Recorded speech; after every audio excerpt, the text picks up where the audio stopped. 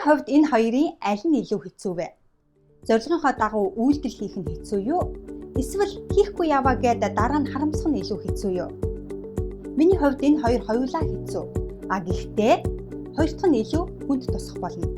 Жишээлбэл тамхинаас гарах хэцүүж, тамхинаас гараагүйгээс болоод хожим өвчнөд нэрвэгдвэл бүр хэцүү байх болно. Чихэр бичэн амттан идэхгүй байх хэцүүж, идээд таргалаад тэр биеийг авч явахад бүр хэцүү байх болно. Уура барих хэцүүж, уура бариагүйгаас болоод гарах үр дүн бүр хэцүү байх болно.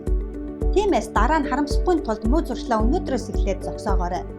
Мэдээж муу зуршлаа зогсоох нь хэцүүч, муу зуршлаа зогсоогоогүйгаас болоод гарах үр дүн бүр хэцүү байх тул өнөөдрөөс эхлээд арга хэмжээ авч эхлээрэй. Өнөөдөр арга хэмжээ авч эхэлсэндээ ирээдүйд та өөртөө талархах болно. Хэрвээ та өнөөдөр яаж ийж байгаад муу зуршлаа хайж чадсан бол та маргааш ч гэсэн хайж чадна. Хэрвээ та маргааш чадах юм бол нөгөөдөр ч гэсэн чадна.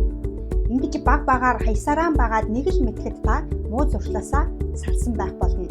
Зөвхөн өдөр өдрөөр өөрийгөө сайжруулахыг зорилгоо болгоорой гэдгийг би өнөөдрийнхөө бичлэгдээр сануулгах хүсэлтэй байна. Өнөөдрийн амжилтын тарина. Би муу зуршлаа сайн дадлаар орлуулж байна. Би муу зуршлаа сайн дадлаар орлуулж байна. Санаж яв. Өчигдөртөө бүү харамс.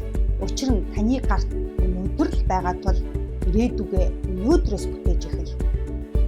Тэгэхээр таны хувьд энэ хоёрын аль нь илүү хэцүү вэ? Зорилгынхаа дагуу үйлдэл хийх нь хэцүү юу? Эсвэл хийхгүй яваа гэж дараа нь харамсах нь илүү хэцүү юу?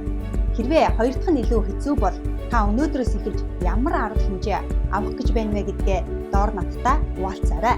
Хүс, хий, хөр. Зөвхөн таны өөрийн хүсэл эрмэлзэл таныг амжилтанд хүргэнэ. Хэрвээ танд энэхүү бичлэг таалагдсан бол лайк дараад цааш найз нөхдөд түгээгээрэй. Мөн иймэрхүү бичлэгүүдийг цаг тухайн үед нь имэйл хаягаараа хүлээж авах хүсэлтэй бол яг одоо uka.com руу ороод миний захин мэдээлэл бүртгүүлээрэй. Мөн миний YouTube сувагт бүртгүүлээрэй.